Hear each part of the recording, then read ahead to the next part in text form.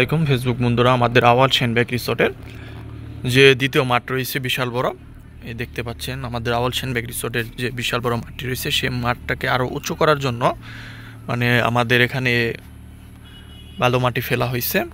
এইগুলা আজকে আমাদের এখানে যে স্ট্যাকগুলো দেওয়া হয়েছে বালুর, সেই বালুগুলো আজকে পুরো মাঠ ছড়িয়ে দেওয়া হচ্ছে। ছড়িয়ে দেওয়ার কাজ চলতে দেখতে পাচ্ছেন। পুরো মাঠটা একটু নিচে রয়েছে, এই মাঠটাকে আরও উঁচা করার জন্য এই বালু মাটিগুলা পুরো মাঠ ছড়িয়ে দেওয়া হচ্ছে।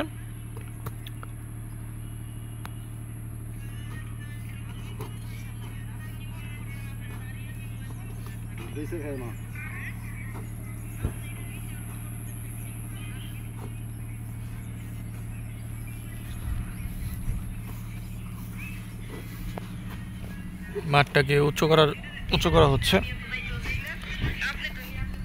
দেখতে পাচ্ছেন। এই পাশ দিয়ে ফেলানো হচ্ছে। মাঠটা অনেক আগের চাইতে অনেকটুকু উঁচু হয়েছে এই পাশ দিয়ে। এখানে পানি এসে মাঠটাকে একটু ভিজা ভিজা থাকে মাঠটা, এর জন্য এখানে মাঠটাকে উঁচু করার জন্য এখানে বালু মাটি ফেলা হচ্ছে।